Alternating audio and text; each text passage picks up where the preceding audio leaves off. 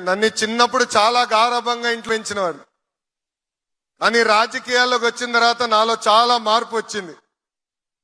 2019 ఎన్నికల్లో గౌరవ ముఖ్యమంత్రి గారు అన్నారు, నువ్వు ఎక్కడ పోటీ చేస్తావంటే మంగళగిరిలో పోటీ చేస్తా అన్నా. ఆయన అన్నాడు, ఎందుకు, ఎప్పుడు గెలవని నియోజకవర్గం కదా అని. అందుకే నేను పోటీ చేస్తాను సార్ అన్న. ఓడిపోయా. నా వల్ల గౌరవ ముఖ్యమంత్రి గారు అనేక అవమానాలు ఎదుర్కొన్నారు, కానీ ఒక పట్టుదలతో ఒక కసితో నేను పనిచేసి తిరిగి అక్కడనే నేను గెలిచా. ఇది మీ అందరికి ఎందుకు చెప్తున్నానంటే, ఒక పట్టుదల, ఒక కమిట్మెంట్ తో పనిచేయాలి. విద్యా వ్యవస్థలో మనం మార్పు తీసుకురావాలి. ఎంతసేపు Finland, Delhi model of education కాదు, ఆంధ్ర మోడల్ ఆఫ్ ఎడ్యుకేషన్ ప్రపంచానికి మొత్తం చూపించాల్సిన బాధ్యత మనందరిపైన ఉంది. గౌరవ ముఖ్యమంత్రి గారు అడిగారు, నీకు ఏ శాఖ కావాలంటే విద్యాశాఖ ఇవ్వండి అన్న. నీ వల్ల అవుతుందా?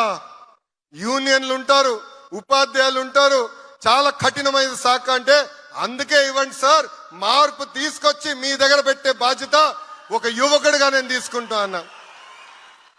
అందుకే ఇక్కడున్న ఉపాధ్యాయులందరినీ కోరుతున్నా, ఇంతేకాదు లైవ్ లో చూస్తున్న ఉపాధ్యాయులందరినీ కోరుతున్నా, రండి కలిసికట్టుగా పనిచేద్దాం.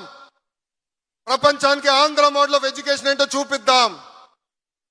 5 సంవత్సరాల్లో గ్యారంటీడ్ ఎఫ్ఎల్ఎన్ అందిద్దామని ఈ సభాముఖంగా మీ అందరు తెలుపుకుంటూ, ఉత్తమ ఉపాధ్యాయుల్ని గౌరవ ముఖ్యమంత్రి గారు నేను కోరుతున్నా, సార్ ఉత్తమ ఉపాధ్యాయుల్ని ఇతర దేశాలకు ఎక్స్పోజర్ విజిట్ కి పంపించాలని నాలో కోరిక ఉంది. ఫిన్లాండ్, సింగపూర్ లాంటి దేశాలకు వెళ్ళి అక్కడ మెరుగైన విద్య ఎట్లా అందిస్తున్నారు, వాళ్ళ దగ్గర నుంచి మనం ఏం నేర్చుకోవచ్చు అనేది నాకు కోరిక ఉంది.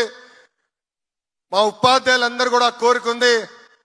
ఆ కోరిక మీరు తీరుస్తారని ఈ సభాముఖంగా గౌరవ ముఖ్యమంత్రి గారిని కోరుకుంటూ, నాకు ఇంత అద్భుతమైన అవకాశం ఇచ్చిన మీ అందరికీ పేరు పేరు నా హృదయపూర్వక ధన్యవాదాలు తెలుపుకుంటూ మీ అందరి దగ్గర నుంచి సెలవు తీసుకుంటున్నా.